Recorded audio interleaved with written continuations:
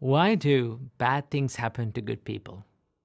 Sometimes you've asked this question from yourself. I'm a good person. I help everyone. I don't hurt anyone. I can see myself as a good person. But still, why all these bad things? Why all these painful things, sufferings happen to my life? Why life always keep testing me always? Well, these questions we've asked most of the times in our life, right? Do you know how Buddha saw this? In the night of his enlightenment, the first thing that he realized was that life consists of suffering. Suffering is a part of everyone's life, right?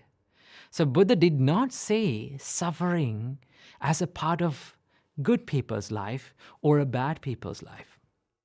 Buddha saw that suffering was universal, right?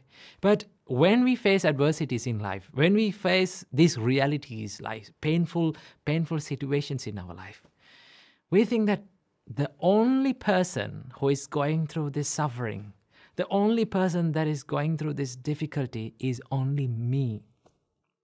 That is how everyone feels. Not to lie, sometimes I feel that. But what Buddha teaches us to see it as is to see the suffering as a universal thing. I'll tell you a story. A young mother lost her baby. But she loved her baby so much that she refused to accept her baby's death. What she did? She took her baby and ran from one village to another, one city to another, finding a doctor to cure her baby. But no one could bring a dead person back to life. Finally, she met the Buddha. The Buddha said, "Okay, I will cure your baby. But we need one medicine to do this. Can you bring it? Go and bring a handful of mustard from a family that no one has ever died." So the mother was so much happy. She thought that she could find this easily. So she ran to the village and went to the first house that she found and asked, "Do you have a handful of mustard that I can get?" Then when the householder was about to give the handful of mustard, she said, "Has anyone died in your family?" Then they said, "Oh, my uncle died last year." Then she said, "I don't want your mustard." She went to the next house and she got the same answer. Someone had died. She went to the other one. She went from one house to another and she went through the whole village. The only word that she heard was, "Someone died." Death. Then she understood, okay, death is not only for me. Death was something that I always heard in this journey.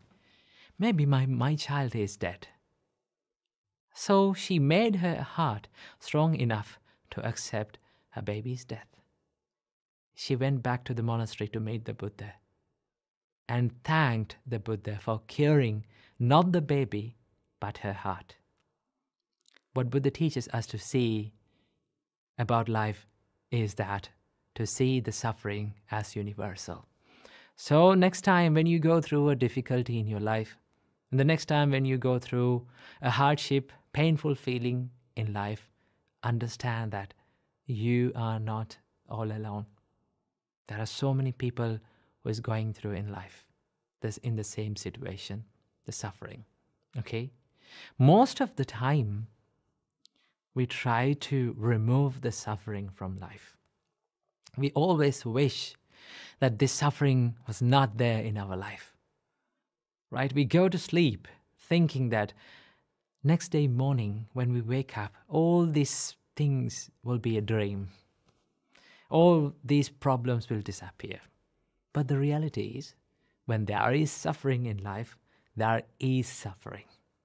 So that the first thing that we need to do is that accept that there is suffering in life.